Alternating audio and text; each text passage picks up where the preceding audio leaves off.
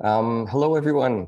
Good to see some of you for the first time, some of you familiar faces, and welcome to the first WOSM Consultants Training online for the area of strategic communications and then crisis communications. We're going to do these two sessions back to back.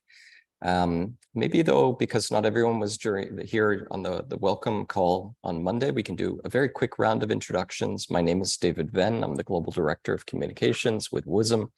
I'm based here in the Global Support Center in Kuala Lumpur, Malaysia. Sharif, do you want to introduce yourself next, and then we'll go around? Surely. Hi all, my name is Sharif, or they call me Shiko.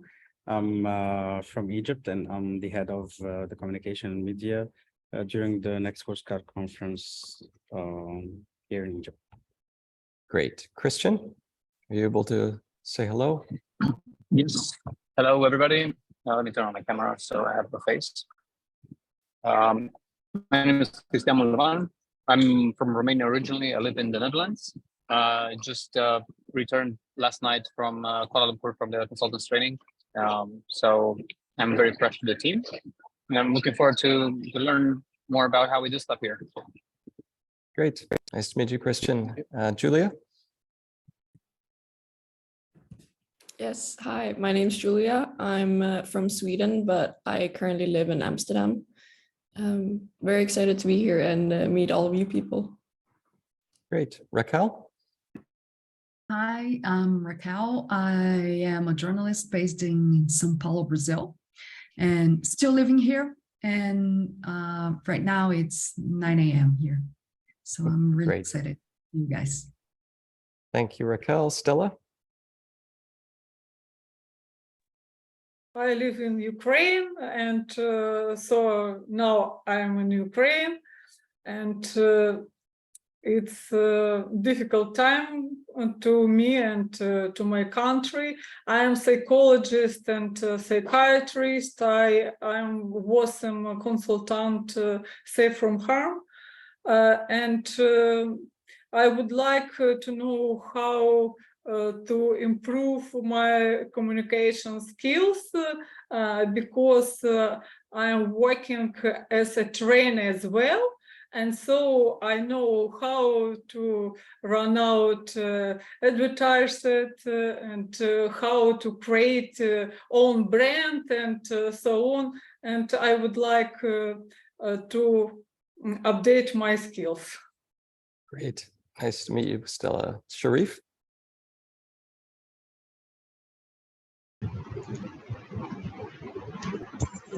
Hello there. So this is Sharif from Bangladesh, and I have been in the consultant training as well in Malaysia. Just reached home on yesterday. So thank you very much for inviting me, and I'm really happy to meet you all. Thank you. Great. Thanks, Sharif. Good to see you again. And Omar, another friendly face. Hey, David. Hi, everyone. Good afternoon from the Gambia. I am Omar. You can call me OJ.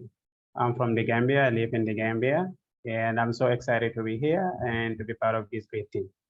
I look forward to working with you all. Thank you. Thanks, Omar. Jake, you don't have to put the camera on. I know it's late there. Do you want to introduce yourself? Hi, I'm Jake from Australia. I'm currently a group leader and rover in my local group. Same with Sharif and Christian. Got home a few days ago from the consultants training. So yeah, excited to get stuck into the service area training. Great. Ahmed? Well, hello everyone. I'm Ahmed from Oman, and I'm excited to meet you all. Great. Thank you for joining us, Ahmed. And Azza, I don't know if you're able to speak. If not, that's okay too. Hello. Yeah, I'm good. Azza Mughrabi, Lebanese NSO. Right now, I'm a part of the media committee in my own organization and completing my master's degree in corporate communications. And I'm so excited to start working with you guys. Great. Thank you very much, everyone. I appreciate you joining throughout the workday and early morning, late at night here. We're going to get to know each other a little bit through these training sessions over the next couple of weeks. This one will focus on strategic communications, and I'll try to take things slowly, but not too slow.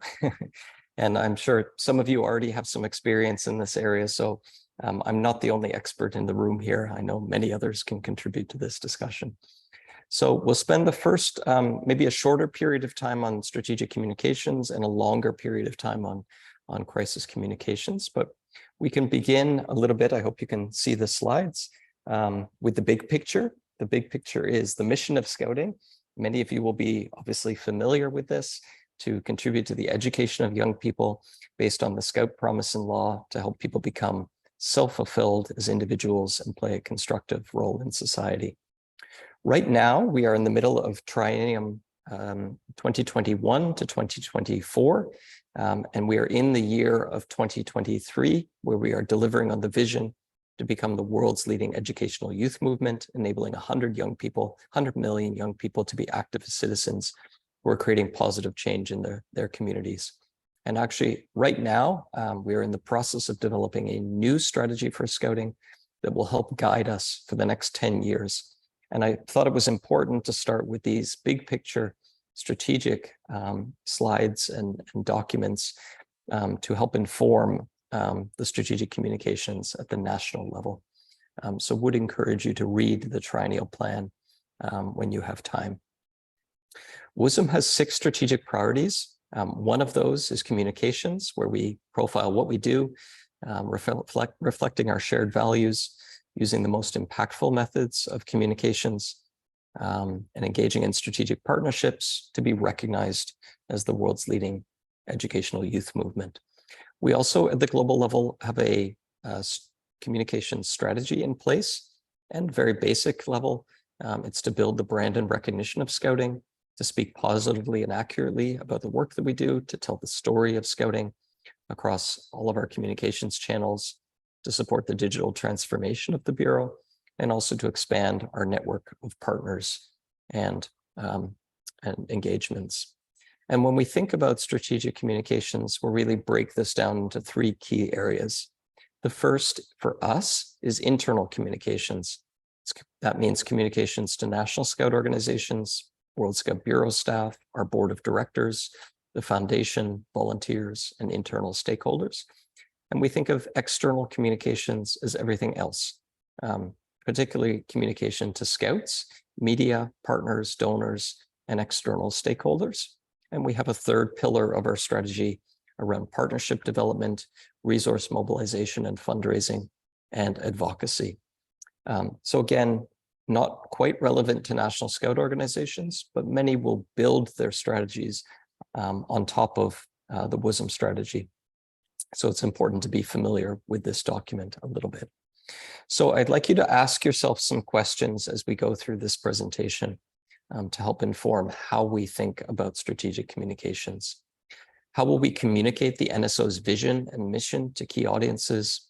What are the NSO's key communications objectives and key performance indicators? How can the NSO be effective at both internal and external communications?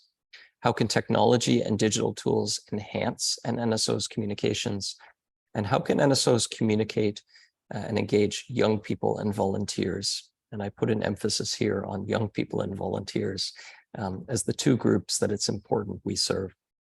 And hopefully at the end of your working with National Scout organizations in the area of strategic communications, you have helped them answer some of these questions.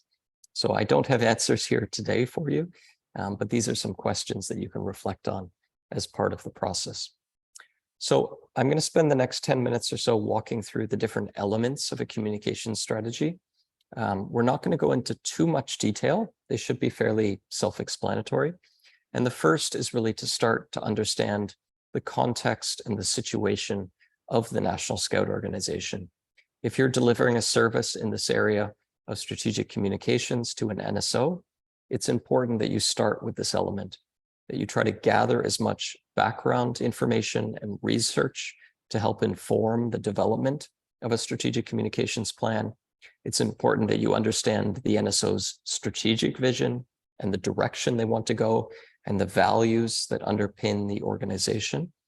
And you can do this through an assessment to try to understand the internal and external environment, including analysis of stakeholders, competitors, and trends and challenges. Some of you may be familiar with the SWOT analysis. This is a great tool to understand the strengths, weaknesses, opportunities, and threats surrounding a National Scout organization. There are basically 6 key elements of a strong communications plan. Obviously, the goals and objectives, what are we trying to achieve? The audiences, who we want to communicate to, the messages and content, which means what are we trying to say and how do we say it in the best way possible. Tactics and activities and channels is about how we get our message across and where we say it. Timelines are important for planning, and of course, to evaluate and measure to ensure that our plan is working. And if you're working with a National Scout organization, it's important that the strategic communications plan has these 6 elements in place. So let's go through them one by one. This is a good little overview of what this can look like in a single page. You have the background, the organizational goals and objectives, tactics, messages, and talking points. So when we think about goals and objectives, the first thing that's important is to help the National Scout organization define clear and measurable goals that align with their overall vision and strategic priorities of the organization. And here is where the research piece and the understanding first is important. And then once you have those clear measurables in place, ideally these objectives are SMART. They're specific, achievable, relevant, and time-bound. And you could look up that acronym after the meeting, but specific, measurable, achievable, realistic, or relevant, and time-bound. And it's important that you try to get buy-in around these goals and objectives with the NSO leadership before you move to the rest of the strategic communications plan. This is really important. So maybe I'll poll the audience here. Who do you think are some of the key audiences that a National Scout organization might need to talk to? Maybe I can ask people to drop some questions or updates in the chat here. Key audiences for a National Scout organization.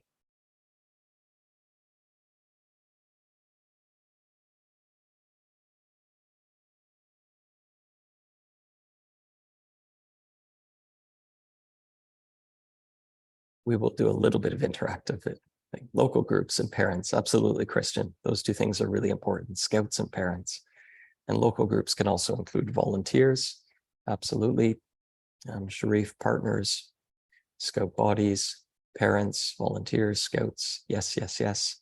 All are really, really important for National Scout organizations. We could also add to that list donors might be important for them, as well as the media might be an important. Yes, absolutely, Omar. Local and regional Scout groups, membership, youth parents, absolutely.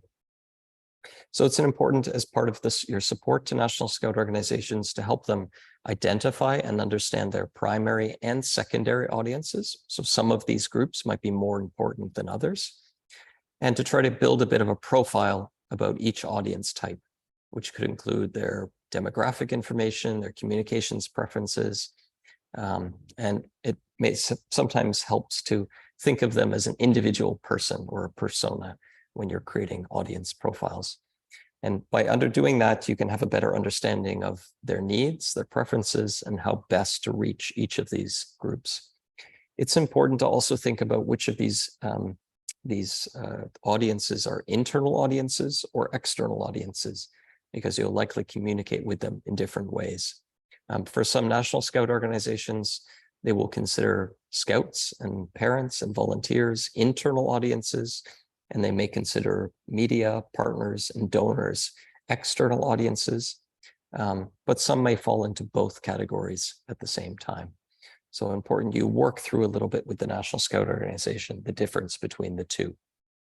When we talk about messages and content, we're really thinking here about the core messages that encapsulate a National Scout organization's values, how they position themselves, and their desired perceptions.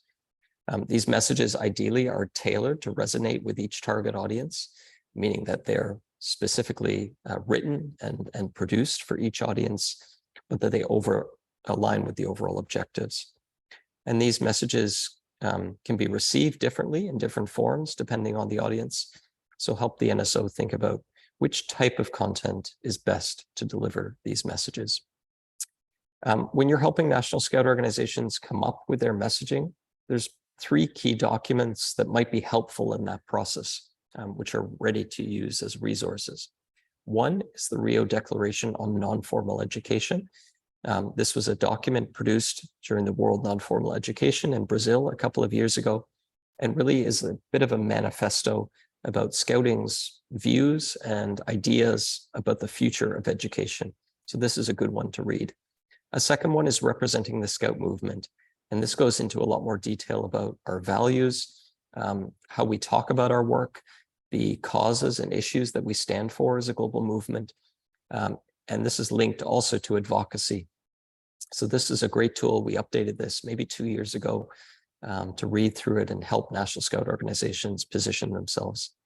The third is a self-assessment communications tool. This was developed for use in the Inter-America region, but is really applicable to other regions as well. And it will help a National Scout organization assess their own communications, their goals, their objectives, their audiences.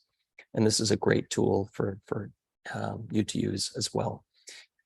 When we think about different channels and messages and content forms, there's lots of different ways that we can communicate information. We can do it through official circulars and membership news. We can do it through websites and Facebook groups and annual reports and webinars. We do it through publications and toolkits, through ambassadors and social media, through video and campaigns and events.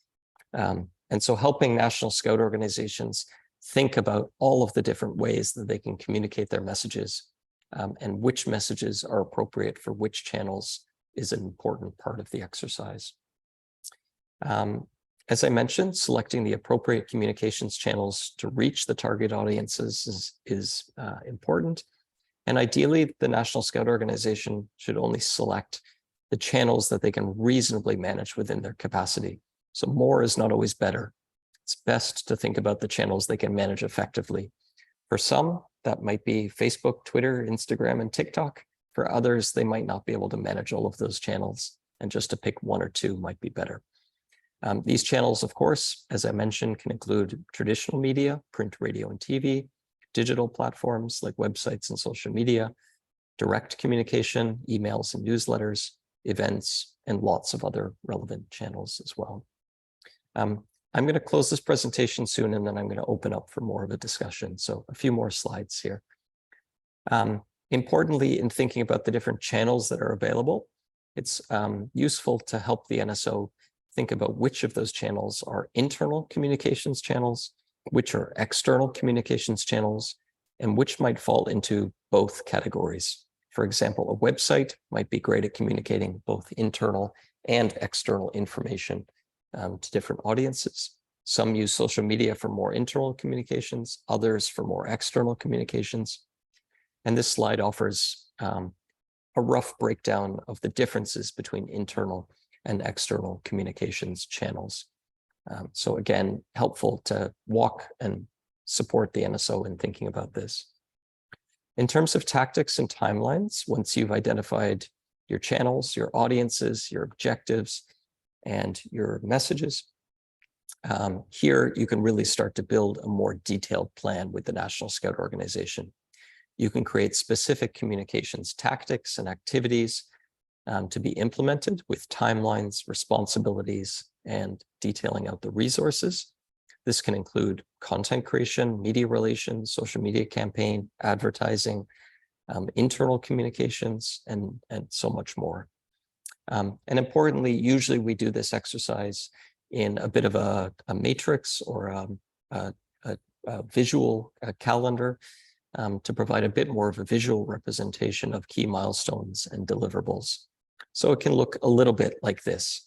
There's lots of different templates and formats for communications plans. This is just one example where you can have the goals, the methods, the audience, the frequency, and important that you have an owner for each of these communications channels as well.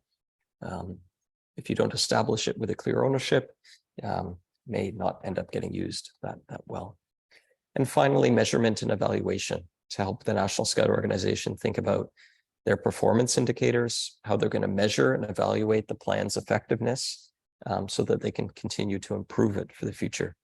This may involve tracking media coverage, looking at social media data, collecting audience feedback from their parents or young people or volunteers through surveys and other evaluation tools.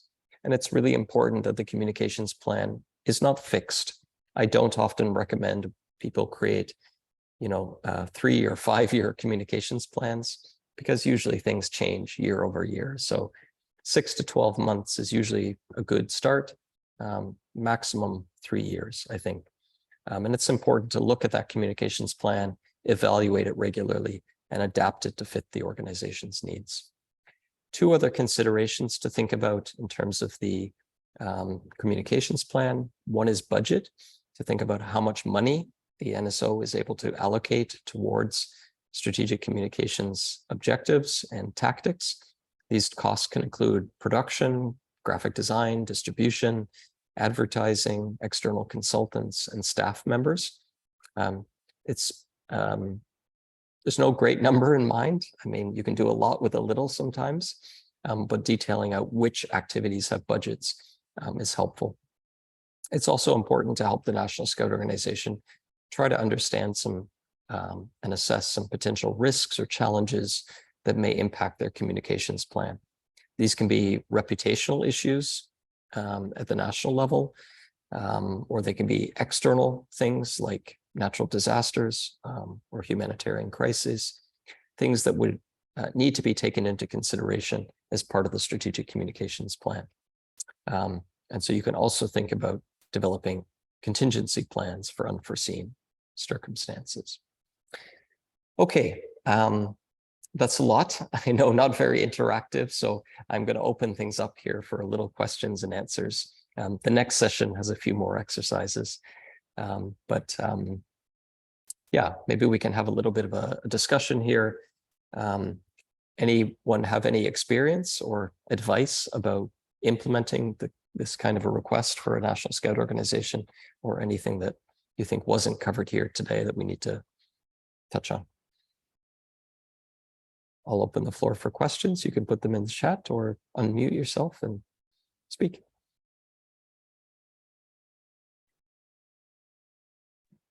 I have a question. So, like, what is a typical example of like a strategic communications request? Like, what has that looked like? Yeah, good question, Julia. It kind of looks like what I've just presented. They often ask, can you help us develop a strategic communications plan? And they don't really have a great sense of how to do that in terms of a template or a format. And I hope what I've shared today can provide a bit of structure to how you create that exercise. So it's 2 things. It's first to help them assess and understand the context of which they're working, to understand which communications channels they're using, which audiences they're trying to use, and then to help them build a bit of a plan for how to communicate effectively to their different audiences. So it is usually quite simple in that sense. It's help us create a strategic communications plan. And it can be for the organization, or it could be for a specific event or a specific program or initiative as well. So it's not always organization-wide. In fact, communications plans for events are quite a common request as well. Okay, thank you. That answered the question. Good. That's a good one. Remind me of that question when we get to the next session as well. Anyone else have any questions or reflections or advice?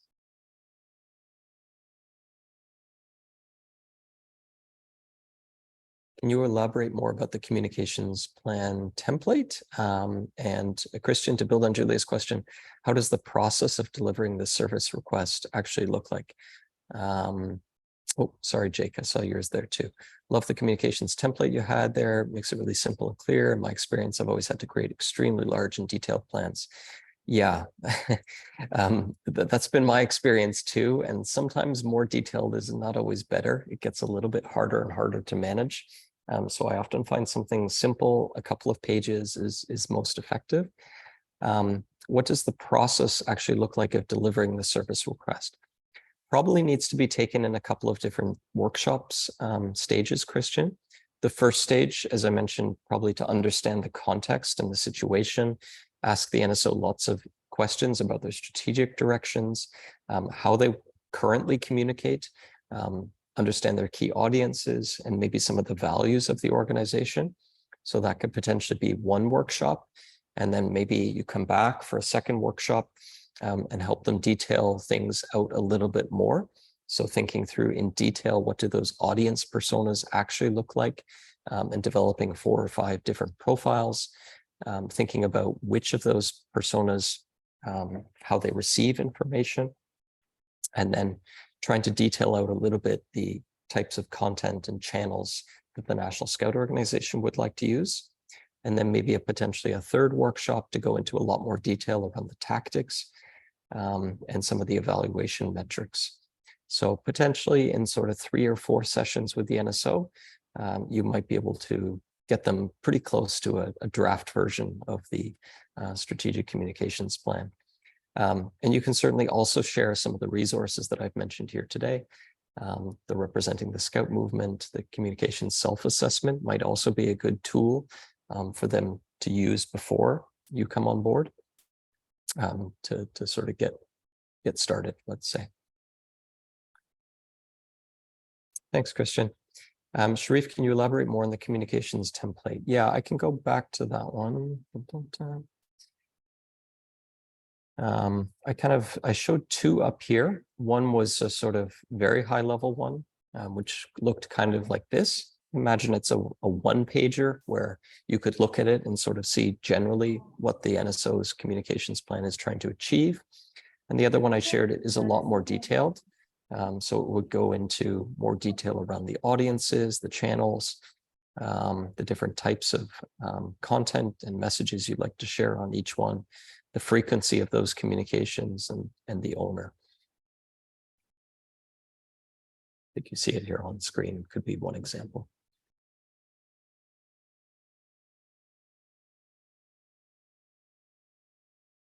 Jake, do you want to speak a little bit about your experience in creating communications plans?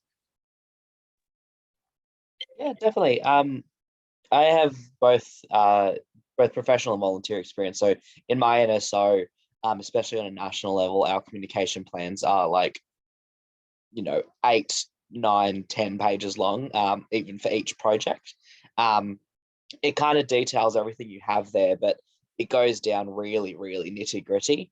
If you're talking about a social media post, it asks, exactly what type of social media post and what content and what caption, rather than just having an overarching kind of plan. And then in my professional experience, I work as a marketing manager for international arts companies. So it's a bit different because we have to market to a whole wide range of international audiences. So ours is more based on the communication plan is how do we influence international audiences and cultures different from our own.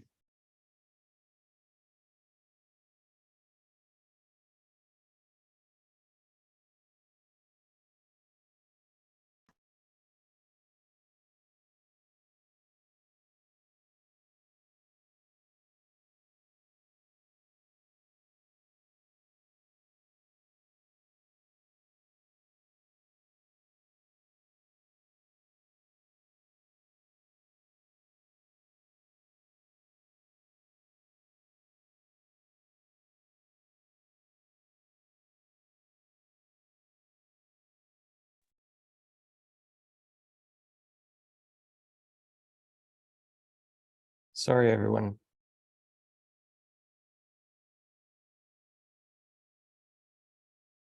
Sorry, Jake, my apologies. My internet connection, I think, just failed on me. I caught some of that, but maybe not all of it. So I think it was mine, actually. I was just talking about how in my professional experience, a lot of it is based around international communications, because we're an Australian-based company, how we can make sure that all of our international communications are ensuring appropriate culture and appropriate communications to them. Good points. Anyone else have any reflections here or any other questions about strategic communications? I appreciate, Christian, the point you said about, yeah, you could go into so much detail. I mean, each channel could have its own communications plan, each program, but many National Scout organizations are really starting from scratch here. They wouldn't be going into that level of detail for each channel. They're looking for something high level for the organization, usually to begin with. David, may I? Please. Okay. So in our country, we try to keep it on a high level because you know what, most of the people who are actually on the decision-making level, they prefer it on a high level. And we try to keep it precise as well. So we mentioned the goal and the mediums of the communications, and as well as the target audience, so that and the frequency. So we try, what we do, we try to put this in a content calendar. So later on, who are actually the working force, they can actually work on it, and who is actually following from the top level, it get easier for him or her to just grab it from anywhere he or she wants. That's it. Thank you. Great, thanks, Sharif. Good advice. Okay, colleagues.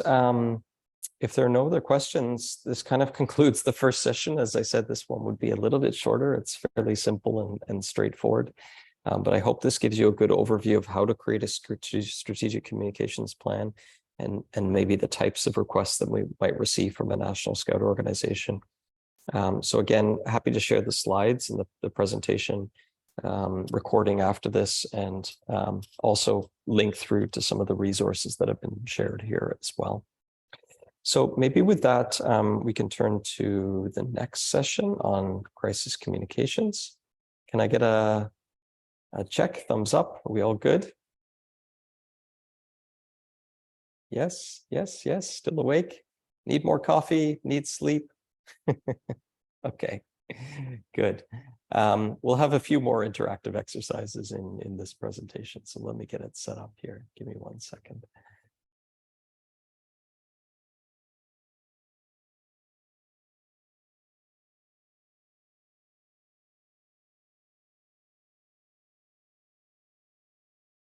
Okay, great. So we're moving from something that's fairly straightforward, the strategic communications plan, into something that's a little bit more complex. This is a presentation I delivered recently during the Asia Pacific Regional Workshop in the Maldives. We did it as a full day session, so I'm going to try to cover it in about an hour here. But I actually think it was really, really helpful for the region. And contains a lot of the points that I would want to share with you here as well. So I'll go through some of the pieces here. My hope by the end of this session on crisis communications is that you have a better understanding of what crisis is, how it affects a National Scout organization, and how you can help a National Scout organization develop a system and standard operating procedures and a bit of a plan to manage communications in a crisis. So this focuses a little bit less on creating a crisis communications plan, and it focuses a little bit more on creating a crisis communications system within the organization. And many National Scout organizations, as I learned in the APR and other regions, do not have this type of system in place. It's fairly basic and follows some general principles. But maybe we can start here with a question of why crisis communications? So why is crisis communications, what is it and why does it matter? You can either leave an answer here in the chat, or you can open your microphone, share your answers. Why is crisis communication? What is it and why does it matter?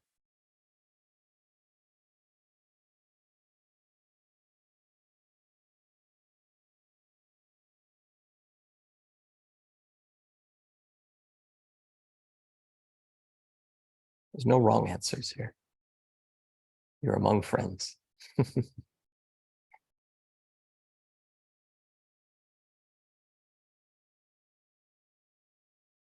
Chico, can I call on you?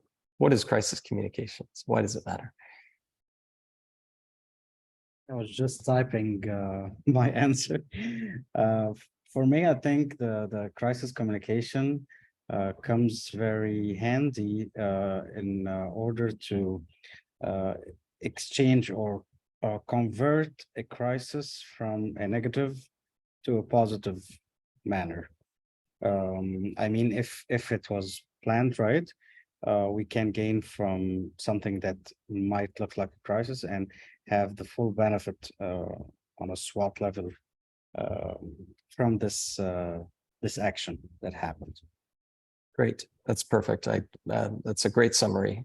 Jake, I like yours too. The communications that come from emergencies or crisis, similar needs to inform all relevant stakeholders, aims to create stability and minimize negative impact in the moment of crisis. Absolutely. So it's the process of managing communications during a crisis or emergency. The basic principle of crisis communications is to try to provide timely and accurate information, both internally and externally, to key stakeholders. And it's important also during a crisis that there's a clear system and protocols in place to enable National Scout organizations to communicate and manage communications during the emergency. So that's a little bit about what we're going to talk about today. Why is it important? Well, it helps National Scout organizations prepare to respond to a crisis with a clear process in place for response. It helps the National Scout organization manage reputational risks and other damages to scouting in the country. And it helps to distribute and inform key audiences in a timely and effective manner. So crisis communications in your NSO, and this is a question you can ask the National Scout organization. Do you have a crisis communications and protocols in place? Do you have a crisis response team established with clear roles and responsibilities? Do you have key messages and media statements prepared for various crisis situations? And do you have established contacts with relationships and media? And often if a National Scout organization is making a request for crisis communications, probably they do not have many of these pieces in place. And that's why they're requesting support. Sharif, yes, exactly. Dissemination of information, NSOs to address the crisis, minimize reputational risk. So why are we thinking about crisis communications in a National Scout organization? Well, there's quite a lot of things that are happening outside of scouting that are impacting the need for crisis communications. There's a shift in public perceptions about nonprofit organizations. They're being held to a higher standard and a higher scrutiny from media, donors, and partners. News is traveling faster and further than ever before. The 24-hour news cycle means that information and news, both good news and bad news, can spread very quickly and very far. There's a rise of fake news and information being perpetuated in part by social media, but other media agencies as well, meaning that it's getting harder and harder to tell what news is real and what news might be misinformation. There's a rise of what many call cancel culture, which is basically people being less patient and accepting of businesses and organizations that make a mistake or cries to help cancel those organizations or their programs. Identity politics, where you have people with certain political agendas that are trying to defend and uphold their identity and influence others in the process. And there's a general demand from the general public for a greater need for transparency and accountability from nonprofit organizations. All this to say that National Scout organizations are coming under greater scrutiny and are certainly subject to some of these changing realities. And if you were to look at the new rules of crisis communications, they might look something like this. Communications today needs to be two-way. It needs to be real-time and fast. It needs to be informative. Organizations need to listen better and talk less so they know what to say and when to say it. Sincerity and honesty and apologies are important for National Scout organizations. Human-centered communications is becoming increasingly important. So seeing the people behind companies and organizations, and to be adaptable and flexible to manage crisis situations as they unfold. And these are just some of the ways that organizations are having to adapt to the realities of today's fast-paced communications world. So another question, every time you see the blue flag is another exercise or question. So what are some core principles of crisis communications? Maybe you can type these into the chat. What does good crisis communications look like?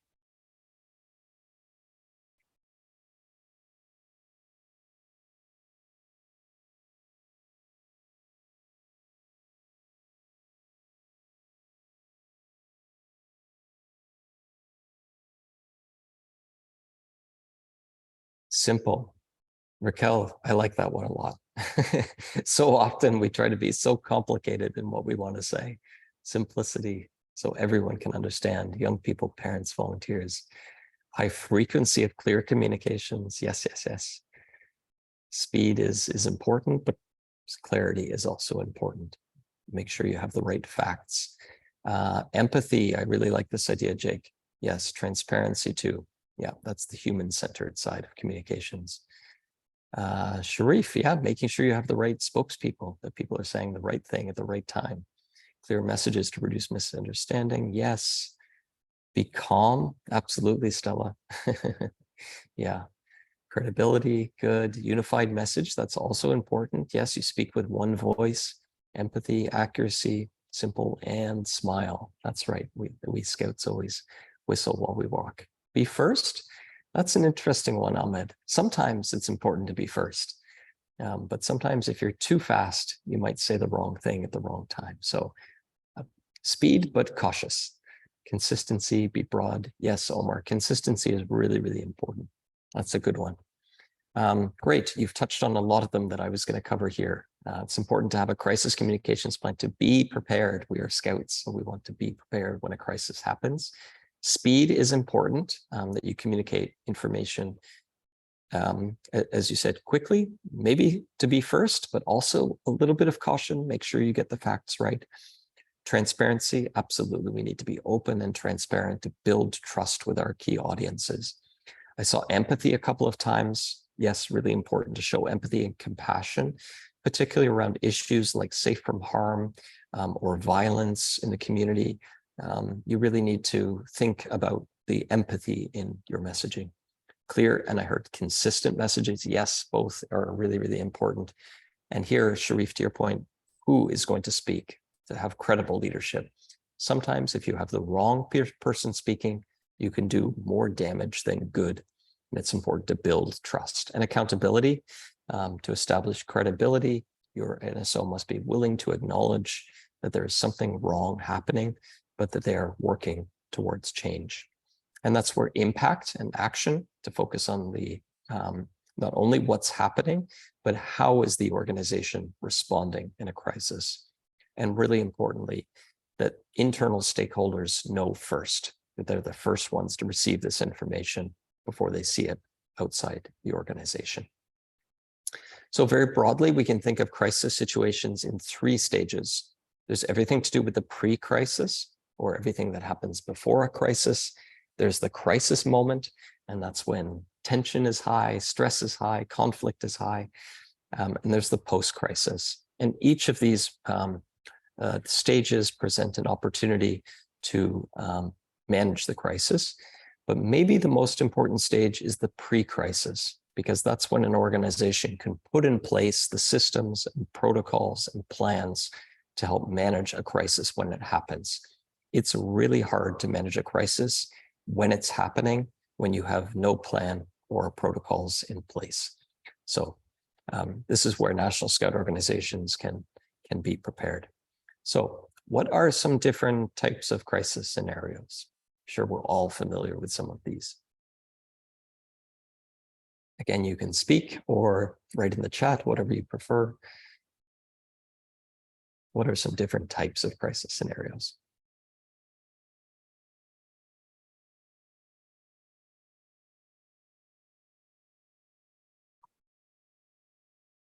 Natural disasters, yes. Safe from harm, yes. Accidents, definitely, especially during camps and events. Unsafe from harm, yes. In the media, absolutely.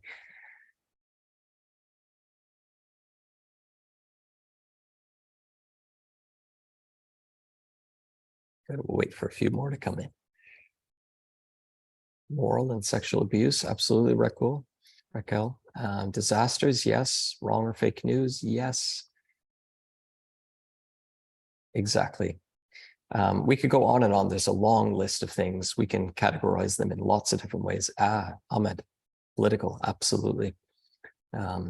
We can think of them as financial crisis situations, fraud, bankruptcy, corruption, bribery, things to do with the operations of an organization, poor succession planning, data breaches, restructuring, layoffs can all create crisis situations internally.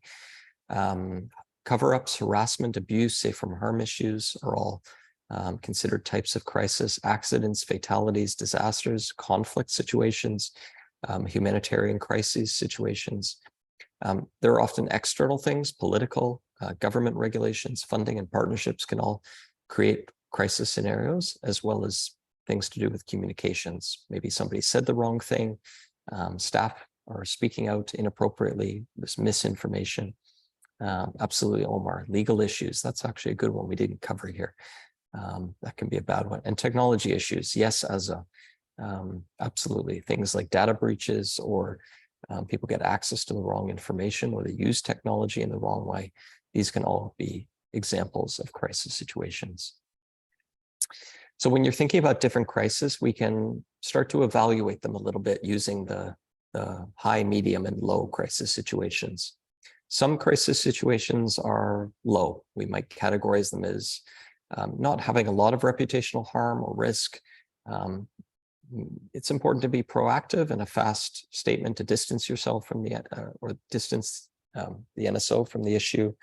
But generally, crisis situations that are low maybe don't require a full system in place. And then you have those that are maybe more moderate reputational risks. These can be complaints or minor criticisms, and it's important that the NSO deals with it before it escalates. And then there's the crisis situation that we're probably familiar with, where things are going really badly. There's severe reputational risk or harm to the organization. Other national scale organizations might be becoming aware of the situation or crisis. Media are starting to call and ask questions. And this is where having a plan in place is really, really important. So let's talk a little bit about responding to a crisis and building a team. I want to ask everyone, at any moment you can ask questions, you can raise your hand or put something in the chat, and we can pause and answer anything as we go. So please don't feel shy. If you have something to add here that isn't covered, or you have a question or some advice, that would be great as well. Okay, so let's continue a little bit. Responding to a crisis and building a team. How do we go about doing that? A crisis response team is the key staff or volunteers within an NSO that are necessary and integral to respond to a crisis or emerging issue. A crisis team is usually responsible for implementing the crisis communications plan, working to respond to a crisis, and evaluating the impact of the results of a crisis. And some members of the crisis response team, depending on the National Scout organization, may serve more than one role. This is important because some people wear more than one hat in an organization. So who do we want on the crisis response team? If you imagine it's sort of 8 to 10 people in an organization, who are those individuals? What titles or roles do they have within the organization? Designer, interesting. Photographer, interesting. Tell me more, Ahmed. Why do you think these people are important?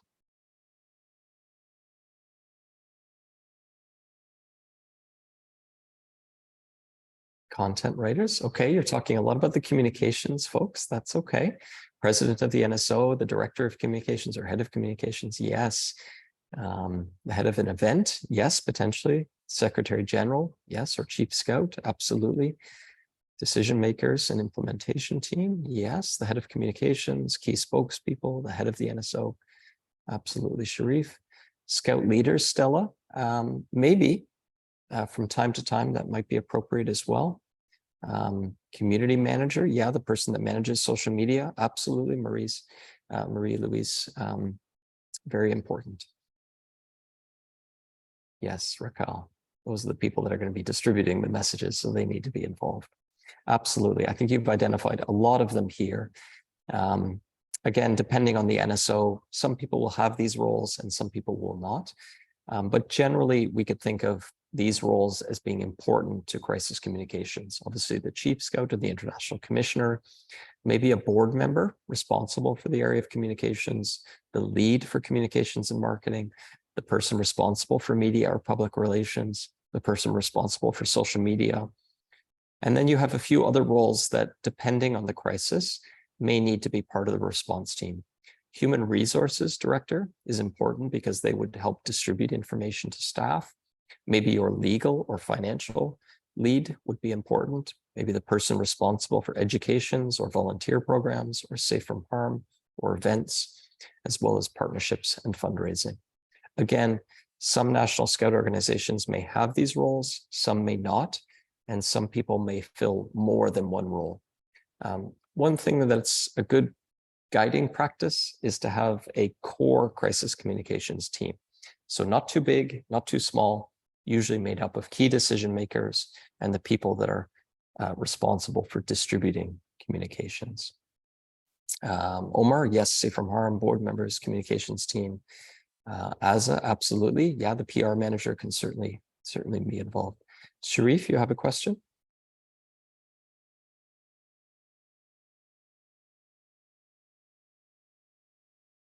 Shiko, you have a question? Yeah, I was just wondering if you can give us an example of who are the crisis team for the World Scout Bureau or WOSM, so we can relate as an example. Sure. Actually, we have most of these people involved. So myself, as the Director of Communications, I have 2 or 3 people from my communications team responsible for one for communications, one for social media. We have nobody really in place for media relations. I kind of manage that too. We have our Secretary General, Ahmed, our Chief Operating Officer, David. We have a board member responsible for communications that I can bring in. And we also have all of our regional communications colleagues. So when a crisis happens in one of the regions, I would usually involve the regional director and the regional communications person where that NSO is experiencing the crisis.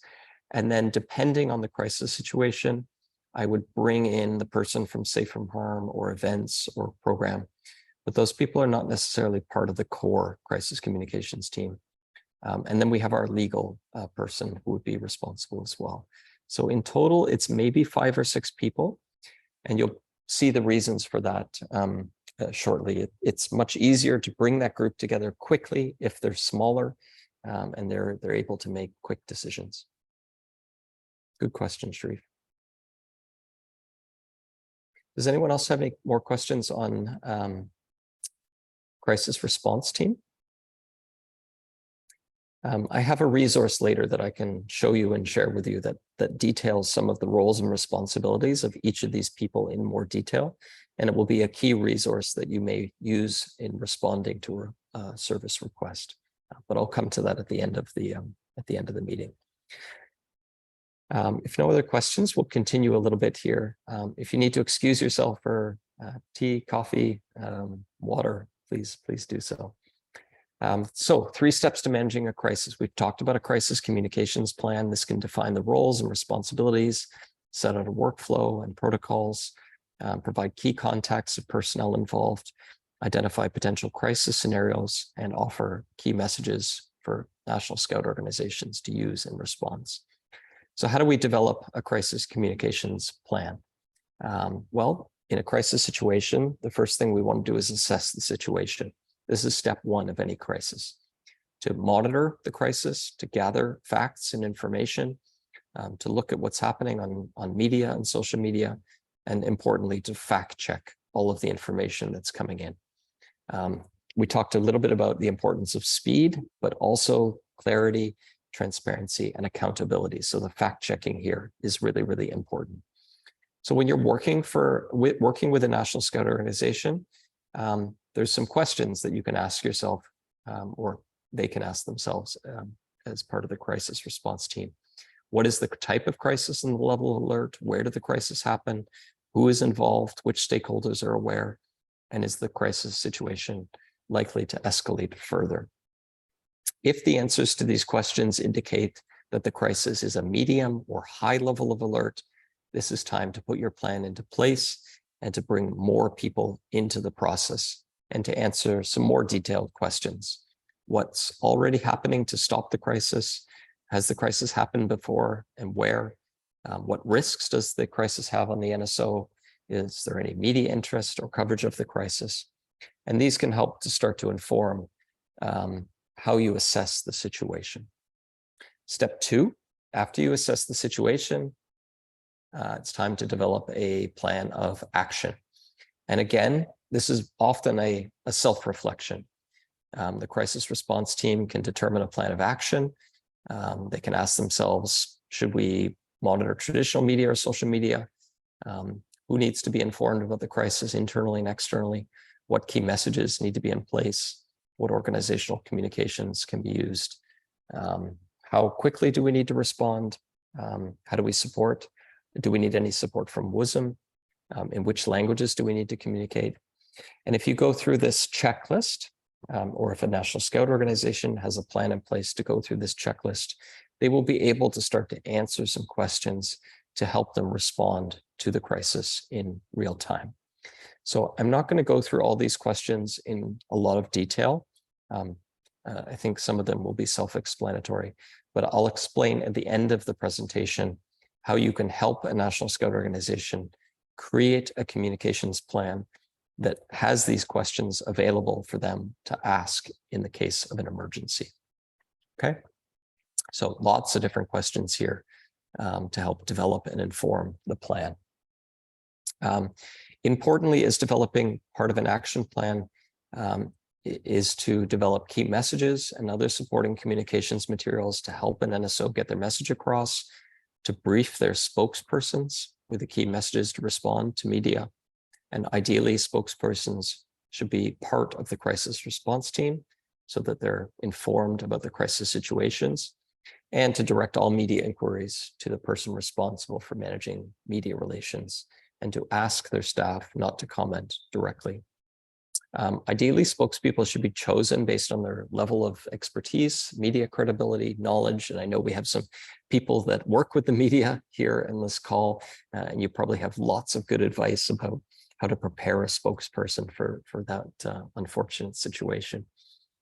It's important to designate a member of the crisis response team to serve as the spokesperson, unless it requires somebody else to speak on behalf of the organization. Importantly, not all crisis situations require you to do media relations.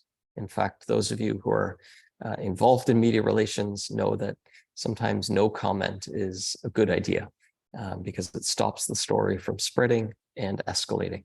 So it is possible to use sometimes a holding statement or to decline requests for media altogether. Is there any differences in addressing internal and external crisis? And there's another question from Sharif. Can you give us we covered that one, example from the crisis comms team. Christian, do you want to speak to your question? So I understand it a little bit better.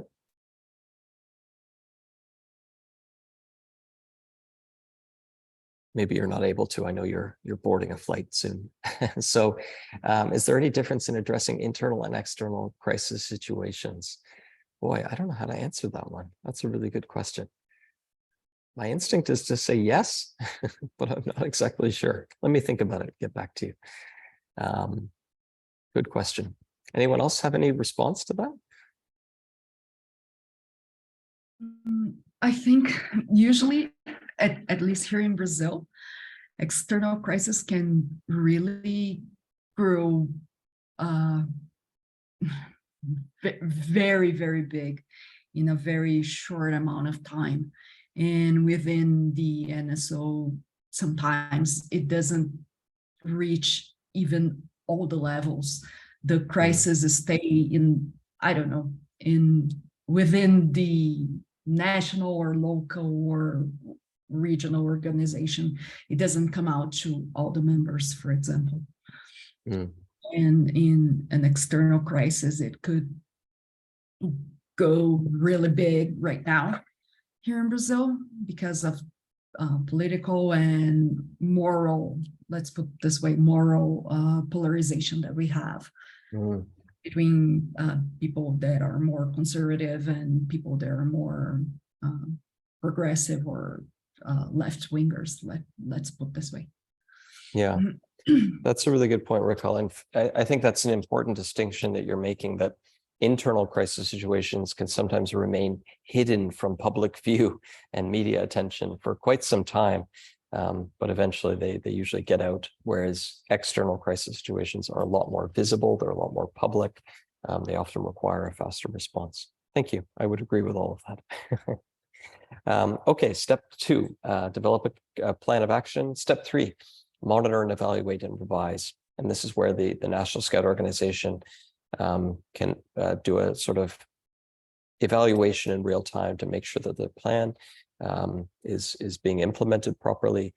It's important that the plan of action is flexible to adapt to the crisis situation as it unfolds, and importantly, to document the key lessons that can be learned in a crisis situation so that you can improve the process for the future. And again, here's a whole bunch of questions that can be asked with the National Scout Organization, or they can ask themselves about how they're monitoring, evaluating, and revising their plan. And this is really a cyclical process. So ideally, the outcomes of a crisis, whether you handle it well or poorly, can help inform how you manage the next crisis. Okay, maybe we continue here. Does anyone need a little break? We're about an hour into this, this session. Do you want to keep going? I think we'll be able to wrap things here in the next half hour. Sure. Okay. All right, let's keep going. So managing media and social media. Again, these are all things to help the National Scout Organization that you work with in crisis communications consider this a little bit, to help them determine if and how they will respond to media inquiries. As I mentioned, not all crisis situations require a media statement, to determine the appropriate spokesperson to handle media relations. And ideally, those individuals are chosen based on their experience with the media, their credibility and knowledge of the issues, and their level of authority. And we do have some resources here, a little out of date, about working with journalists. And I know we've got some journalists and people that work with the media here too. So actually we can be helpful in this. When you're developing crisis communications messaging, it's important to, as mentioned, develop specific messages to specific audiences.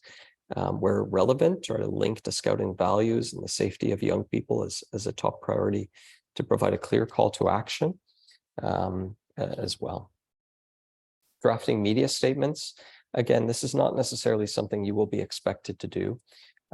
As consultants, I think the most important thing is that you're helping the National Scout Organization create an emergency response team, define clear roles and responsibilities within their organization, and put a bit of a system in place so that when a crisis happens, they have a plan and they can manage it appropriately using that. So the kinds of requests that we may receive usually will not be help me draft media statements or help me choose a spokesperson.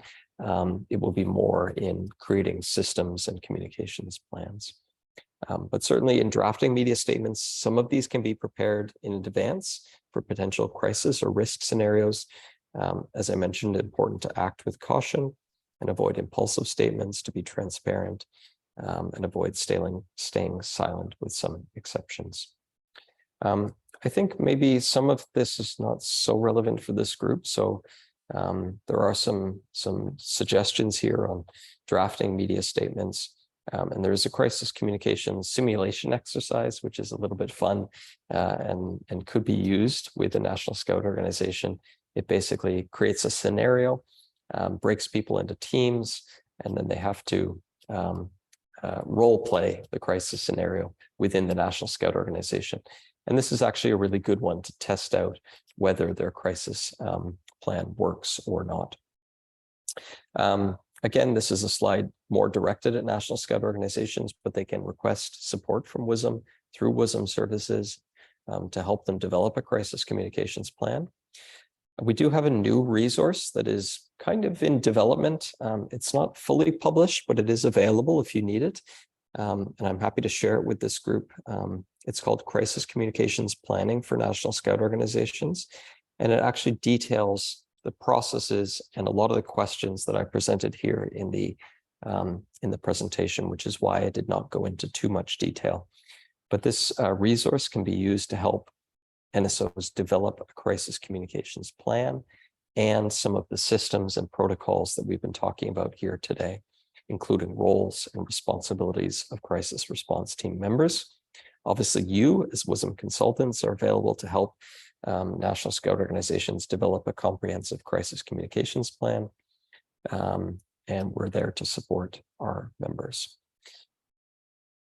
Okay, I think that was all I wanted to cover on the crisis communications front. Can we have the link of the draft resource?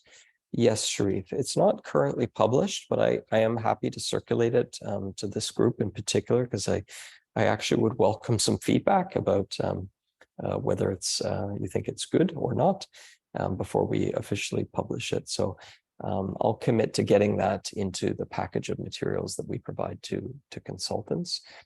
But actually, maybe I can try to bring it up here in a second. Let me try to find it. Are there any other questions or reflections or advice or experience you have in crisis communications that you think would be worth sharing with other participants here? I think it's important mapping in a way the media journalists that usually cover what we do in scouting, either if it's like not only the media people, but also influencers. Like here in Brazil, we have a lot of parenting influencers in a way. So usually it's like moms groups or social media profiles that share recreational things for kids. And usually they have a huge influence on parents here in Brazil.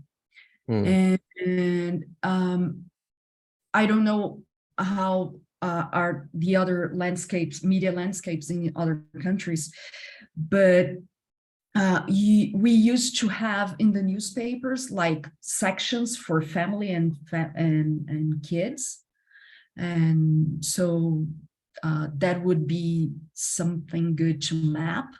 Who are these journalists who cover these things? Because sometimes if there is like a huge crisis, it usually falls into the general section of the newspapers or radios or whatever, whoever is on call on that day. But this segmented and niched media outlets, they usually publish the bigger pieces. So, and sometimes you don't even know who they are in your country. And they have a weight. Yeah, this is a really important point, Raquel, having a media list in place, understanding who the journalists are in your country that are covering news in your area. Absolutely. Christian? I hope there's not too much background noise. The fastest way to escalate a crisis basically is to not have the people in your organization trained in the what is the crisis communication strategy and process, so they don't create more harm than good. So basically, what I always do with my clients is they need to know the drill. If something goes south, they need to know exactly who the person responsible is, and whatever type of communication comes to them or requests from media, like we had in Romania a few months ago, kids from our organization were approached by reporters and parents and leaders that didn't know what was happening. So we redirected all that communication to the communications manager and executive director. So that's something that's very, very important, because otherwise you cannot control anything out of what's going out Good and point. how it's going out. Yeah. Thanks, Christian. Good point. Thank you. Any other feedback or reflections? I have a question that maybe you, David, could answer, or like someone else in the group, and that's that the whole crisis communication planning sounds both that to allow for flexibility sounds also like that you would imagine up a lot of like situations that could happen, and then the balance between having that flexibility and also not having it be stay or be completely vague, that it's actually usable in the situation. Yeah, not quite sure how to answer that exactly, Julia, but I agree with you. Yeah, having it structured, but not too structured.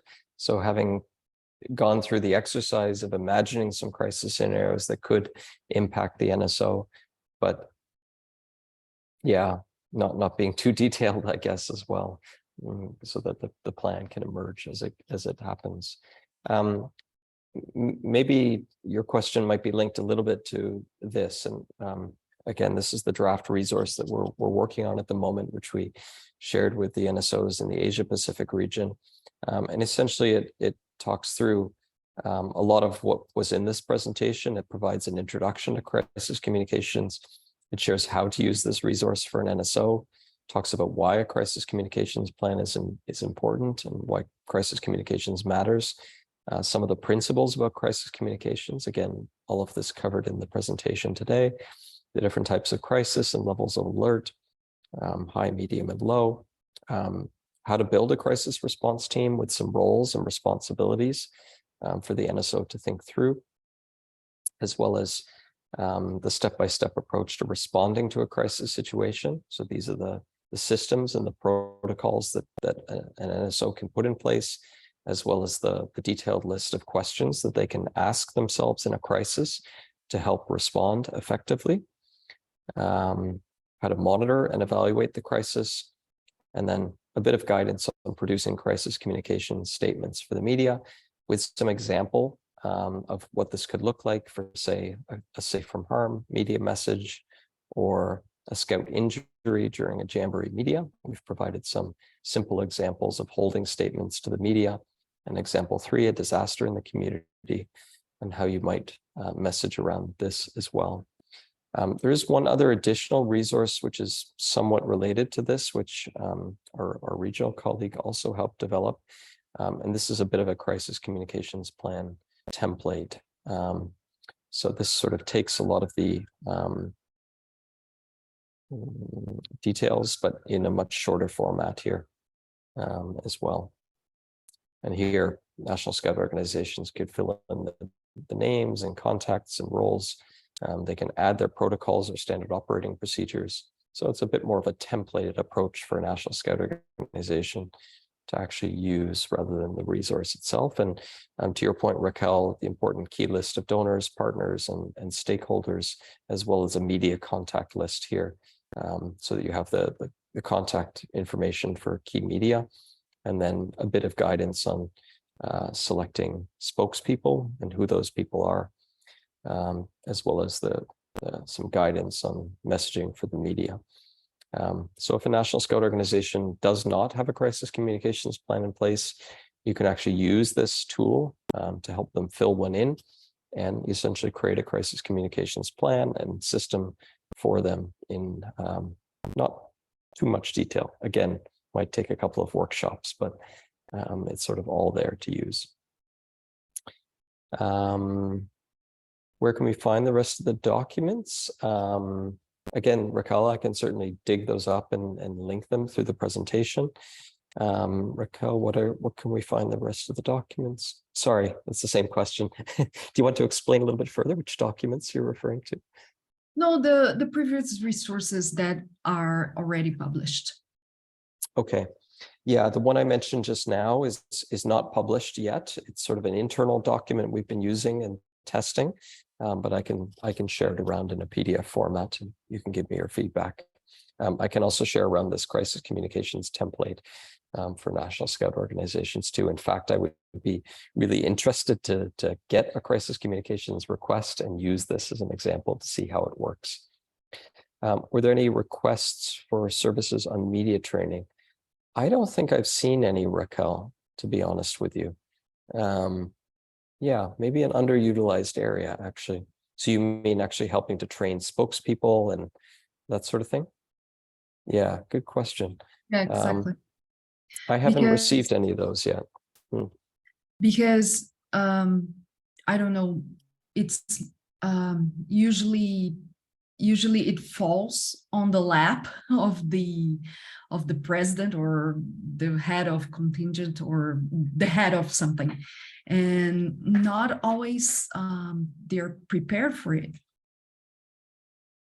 Good point. I mean, yeah. they're just scouts that, you know, were elected to, but they were never put in a crisis situation before. Do you have experience conducting these media trainings and spokespeople training? I've been I have experience actually interviewing people, not giving training itself. Right. I mean, I can do it, but usually I'm the person who interviews them. And as a journalist myself, I used to work for one of the most influential magazines here in Brazil. So it kind of comes with the territory, making hard questions, you know? Yeah. Yeah, Chris, I'm laughing also at Christian's message here that the requests actually come, the media training request during the crisis, which is not usually that helpful. You're right. This is where the being prepared and doing the training well in advance is important. Absolutely, Christian. It's usually too late at that point. Any other reflections, comments, advice? Again, we have not, these requests that come in from National Scout organizations sometimes don't always go through the WOSM services portal, but it is helpful to know there are some people here with experience in this area, and I may call upon you when needed. We can never anticipate the crises that happen, so they often happen fairly quickly and in real time. Sharif?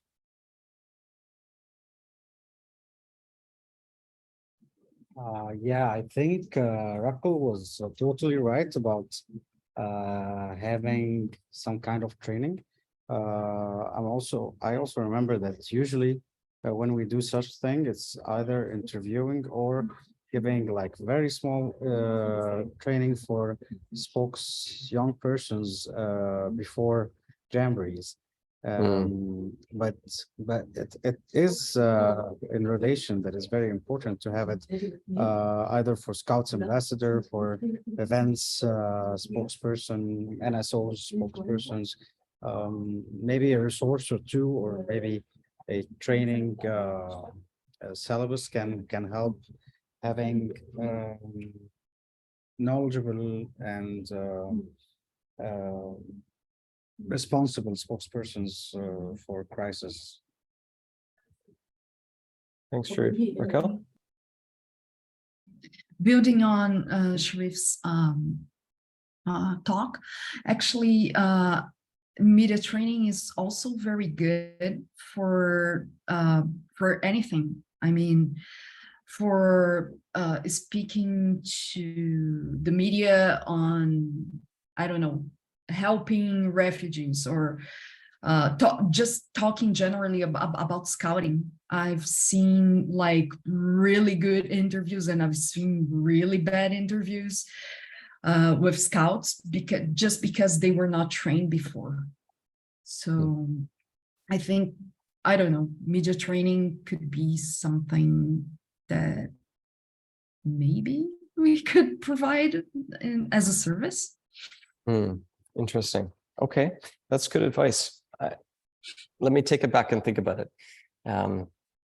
Yeah, Do you think we could do that remotely, Raquel? Like, I know how it would work when you've got cameras and like a TV studio, but Oh do you yeah, think that training can happen remotely? yes, because I've done it remotely, like the training, like talking to the person and explaining to them like, oh, your background is super polluted or something, or you're showing, I don't know, violent things behind you and you're talking about scouting and you know, this kind of thing. So you can do it remotely, but and we can also have like exercises as you were putting in your presentation, like were questions that were asked to you before and you didn't have the answer. What are questions that, you know, and I don't know, a reporter can ask you live or on an event, on a camp or something like that? What are things that could be more, which can be recorded and edited and it will come out okay, you know, this training answers also. Yes, we can do it remotely. Okay, good to know. Sharif? Thank you. So in Bengal Scouts, what we try to do, we are trying a contingency plan. So we are actually developing a team. The team is actually working currently, and we are actually building our future generation as well. So they are almost like the someone like doing internship in terms of communication practice. And what we do, we actually try to collect and try to keep people from the regional office as well, so that there are regional representation. And we try to sit in a meeting, online meeting, and in each and every month to get the update, so that we keep ourselves, we have the chance to keep ourselves updated, as well as who actually have some areas to improve, they actually get the knowledge from the fellows, so that we are a communication team and a community who are working in the same area with the shared goals. This is actually, we are practicing it since last 9 years, and there is a very good impact in terms of communications in our NSO. So that's great. Great to hear. Okay, friends, I'm mindful of the time here. For some, it's the start of your workday. For Jake, he probably needs to go to bed, and Christian catching flights. So maybe we can close things here if there are no other questions. I want to thank you, first of all, for volunteering for these roles as WOSM consultants. As I mentioned the other day on the sort of get to know you session, I'm hoping to use this as a bit of a reset for the engagement of consultants. So if you've been with us for the past couple of years and maybe haven't been so engaged, I hope this is a chance for us to bring you a little closer to this work and get more service requests in. And if you're new to being a consultant and you've just gone through the training, I love your enthusiasm. We've got a lot of smart people in this room. So we'll be sure to reach out and engage you as these requests come in. And I also call on your support to help promote WOSM services and WOSM consultants to your NSOs and to your regions as well, to make sure that people know these services are available to them, and that we've got some incredible people with a wide range of expertise in different parts of the world ready to support. So I wish you all the best on the rest of your training sessions. Again, thank you. I know this is not easy in the middle of your work days and early and late hours, but I think after the end of these 5-6 weeks, we're going to be in a really, really good place. And there's lots of good we can do in the world for National Scout organizations moving forward. So thank you very much. Have a good rest of day, and we'll see you again soon. Thank you. Bye-bye. Take care, everyone. Bye-bye. Thank you. Take care. Bye-bye. Thank you. Take care. Bye.